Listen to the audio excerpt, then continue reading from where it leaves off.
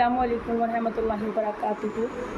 अल्लाहुम्मा सल्लि अला मुहम्मदिन व अला आलि मुहम्मदिन कमा सल्लैता अला इब्राहीम व अला आलि इब्राहीम इन्नका हमीदुम मजीद। अल्लाहुम्मा बारिक अला मुहम्मदिन व अला आलि मुहम्मदिन कमा बारकता अला इब्राहीम व अला आलि इब्राहीम इन्नका हमीदुम मजीद। रब्बि इश्रह ली सदरी व यस्सिर ली अमरी वहलुल उक़दतम मिन लिसानी यफ़क़हू क़ौली। रब्बि इजअलनी मुक़ीमस सलाति व मिन ज़ुर्रिय्यती रब्बना व तक़ब्बल दुआ। रब्बना इग़फ़िर ली व लिवालिदैया वलिल मुमिनीना यौमा यक़ूमुल हिसाब। बिस्मिल्लाहिर्रहमानिर्रहीम। पेज नंबर है 254 और मुंतकिब हदीस है। ये फ़ज़ाइल नमाज के बारे में है और इसमें एक औरत का किस्सा है और इस औरत ने कितनी खूबसूरती के साथ में दुआ मांगी है अल्लाह ताला से, तो आप खुद देखें और सुनें।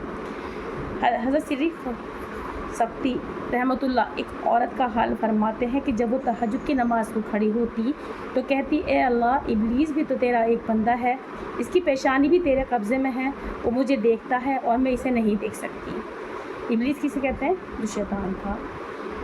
देख सकती हैं तो तू इसे देखता है और इसके सारे कामों पर कादिर है और वो तेरे किसी काम पर भी कुदरत नहीं रखता। ए अल्लाह, अगर वो मेरी बुराई चाहे तो तू इसको दफ़ा कर, बेशक इंशाअल्लाह, और वो मेरे साथ मकर करे तो तू इसके मकर का इंतकाम ले ले। मैं इसके शर से तेरी पनाह मांगती हूँ और तेरी मदद से इसको ढकेलती हूँ। इसके बाद वो रोती रहती थी, हत्ता कि रोते रोते इसकी एक आँख जाती रही। लोगों ने इससे कहा, खुदा से डर, कहीं दूसरी आँख भी ना जाती रहे। इसने कहा, अगर ये आँख जन्नत की आँख है तो अल्लाह जल शाना इससे बेहतर अता फरमाएंगे और अगर दोज़ख की आँख है तो इसका दूर ही होना अच्छा है। शेख अबू अब्दुल्ला जलाई रहमतुल्लाह फरमाते हैं कि एक दिन मेरी वालदा ने मेरे वालिद से मछली की फरमाइश की। वालिद साहब बाज़ार तशरीफ़ ले गए, मैं भी साथ था। मछली ख़रीदी। घर तक लाने के वास्ते मज़दूर की तलाश थी कि एक नौ उम्र लड़का जो पास ही खड़ा था कहने लगा, चचा जान, इसे उठाने के वास्ते मज़दूर चाहिए। कहा, हाँ। इस लड़के ने अपने सर पर उठाई और हमारे साथ चल दिया। रस्ते में इसने आज़ान की आवाज़ सुन ली। कहने लगा कि ए मनादी, अल्लाह के मनादी ने बुलाया है, मुझे वज़ू भी करना है, नमाज के लिए भी जाना है। आपका दिल चाहे इंतज़ार कर लीजिए वरना अपनी मछली ले लीजिए। ये कहकर मछली रख कर चला गया। मेरे वालिद साहब को ख्याल आया कि मज़दूर लड़का तो ऐसा करे, हमें बतरीक़ औला अल्लाह पर भरोसा करना चाहिए। ये सोचकर वो भी मछली रखकर मस्जिद में चले गए।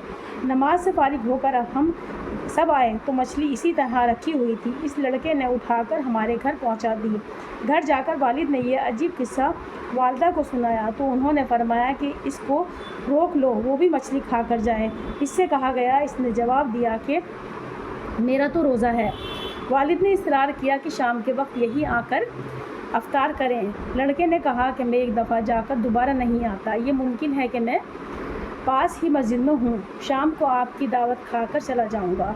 ये कहकर वो करीब ही मस्जिद में चला गया। शाम को बाद मगरिब आया, खाना खाया और खाने से फरागत पर इसको तखलिया की जगह बता दी। हमारे करीब ही एक अपाहिज औरत रहा करती थी। हमने देखा कि वो बिल्कुल अच्छी तंदुरुस्त आ रही है।